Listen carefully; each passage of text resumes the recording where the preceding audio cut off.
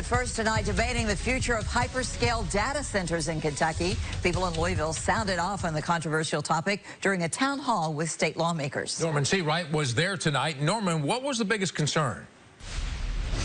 Well, Rick, residents we talked to at this meeting tonight say they are all firmly opposed to hyperscale data center development, especially at the speed that they're going. Now, as lawmakers get ready for the upcoming session and as we see more proposals for these types of data center developments, residents say they want more transparency from lawmakers. But more than that, they want more transparency from the developers behind data center projects. All right, the UK men are a win away from back-to-back trips to the second weekend of the tournament. Preston Harvey previews their second-round matchup with Iowa State from St. Louis. St. Louis has been good to Kentucky thus far. The Cats now one win away from advancing back to the Sweet 16 and will face an unfamiliar opponent in Iowa State. However, head coach Mark Pope knows what to expect from the Cyclones thanks to his days at BYU. We're in Lockport, Kentucky. Where we're floating right now usually is the town square. But right now, it is all underwater, and in fact, the whole town is underwater. It was hard for Chris Heichelbeck to put into words just how devastating the flooding is in Lockport. This store's been here, and this community depends on that store. This community, I don't think, would survive without it. This confirmed tornado certainly made its presence known in the area, specifically here at the airport. You're seeing this medical helicopter, which is essential during natural disasters like the one that we have. The blades completely bent. The back of the helicopter ripped open where you can see that stretcher. Now, I want you all to take a walk with me over here to this plane. We're told by someone who was in the area, the tornado actually sucked it up from a hangar that's more than 50 feet away and spit it out right over my shoulder. Your name is the greatest. Your name stands above them all. This was one of little Kimberly's favorite songs. And the angels cry, holy.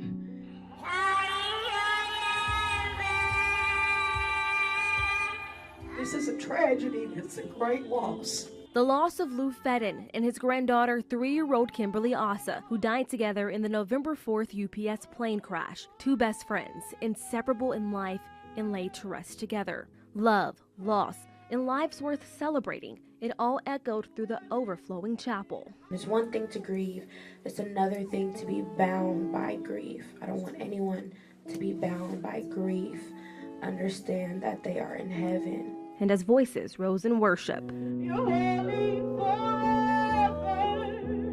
They're in a better place. They have peace.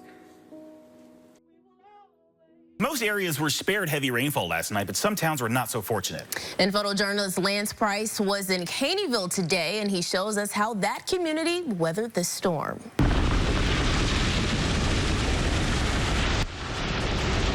You know, that's the main thing the public needs to understand.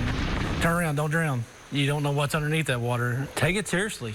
I mean, just south of us here, I think it was 10.5 inches. That's a lot of water. And when it comes down, it comes down. I've never seen it get this bad that fast. I mean, it was minutes. We went to leave yesterday and couldn't even leave to go to the grocery store because it was already like this. My driveway, with the water going down it, my driveway shot. Like, my car's parked over here at the bottom of the hill. I can't even get up my hill. My boss wouldn't let me leave work until she got a hold of the fire department to make sure they were waiting on me to take me up to my house. Not much you can do. My husband wants to get a boat. Once the weather hits, we don't even wait. We get on our own.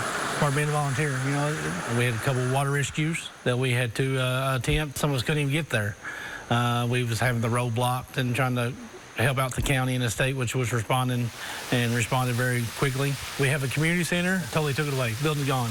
I mean, just totally destroyed it. And it's devastating to see something that simple, that quick, just poof, gone. But it's Mother Nature, so you can't really do much about it. I'm actually going to go on my way home and see if I can make it to my neighbor's house. She's elderly, and it's up to her porch. So I'm going to check on her and make sure she's okay before I walk up to my house.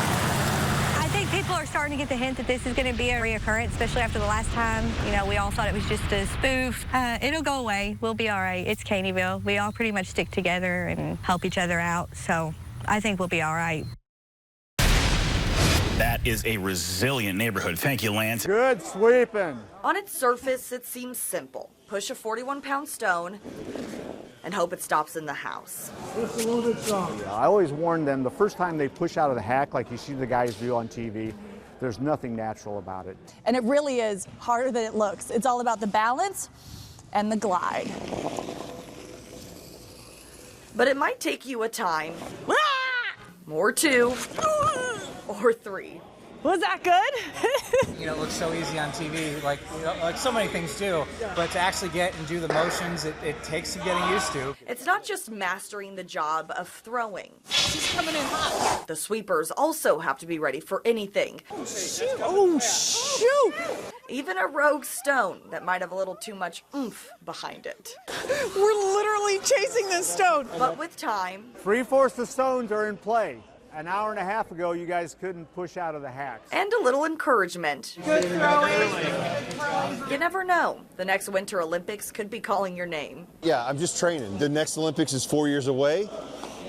You never know. Could all start right here at the Alpine Club. I suited up for an inside look at how the team trains. They are constantly going to trainings every single week. From breaching doors to maneuvering armored vehicles, every move is calculated and practiced. Get to the point where we're proficient with it because of how much we train.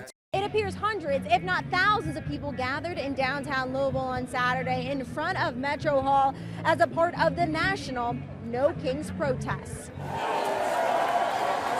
People packed Metro Hall and Injustice Square on Saturday, voicing their opposition to President Donald Trump and his policies. It takes all of us. Even though we might not have voted for Trump, it's going to take all of us to get him out.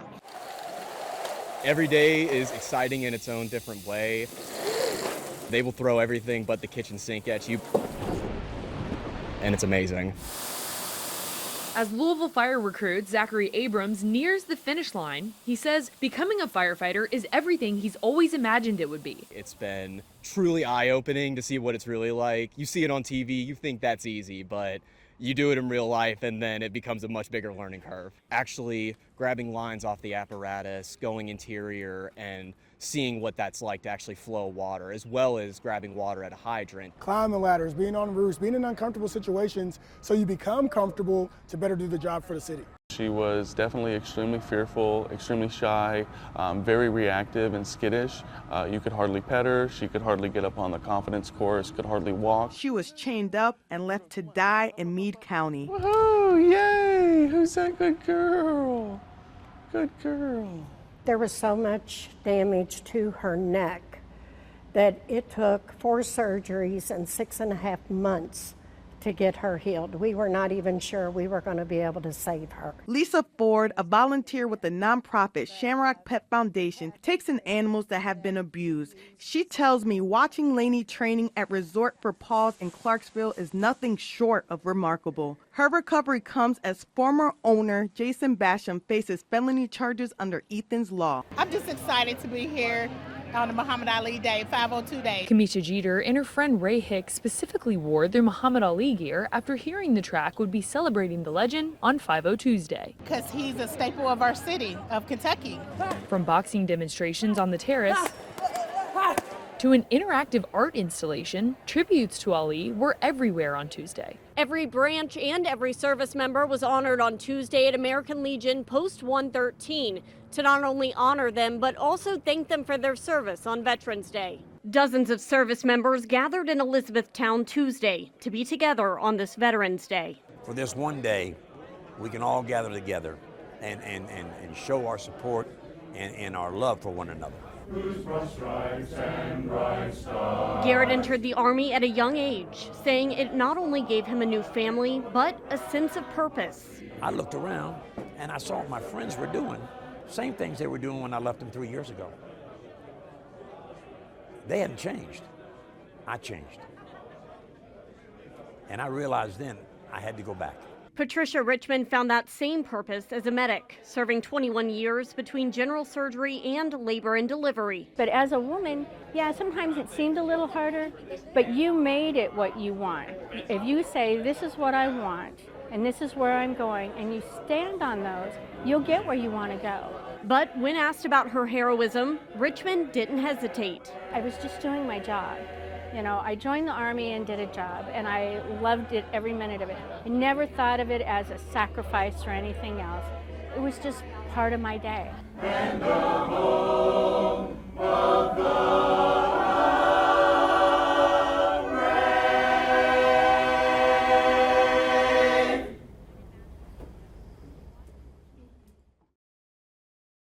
Is that woman sipping ale? These misfits here in the town of the city of Louisville have declared their so-called independence. This is absolutely ludicrous. You do realize that it's been 250 years since America has claimed its independence from England, right? And I am still not ready to declare them a winner. Have you ever heard of best 2 out of 3, young man? The king has been around the nation. He has been coast to coast like butter toast. The portions are much too large. These people are grotesque. And this weather is ghastly. This stretch of East Chestnut Street is being reduced from 3 lanes to 1 during construction. It's all part of a multi-million-dollar project to better connect the area. This phase is set to be completed around June, and then we'll roll right into the next phase, which includes 3 blocks. So phase 1 only includes 1 block, and then we go to 3 blocks. And those are the blocks that are between Preston and Clay Street. And that takes us to the end of the year. This work that we're doing, LouMed is going to be an incredibly walkable district for people, whether they work here, whether they're getting care here, whether they go to school here, or whether they just want to enjoy this wonderful area. The Scott County Sheriff's Office says on Tuesday they came out to a home here on Stucker Road in Lexington, Indiana, and found 42 dogs inside a home.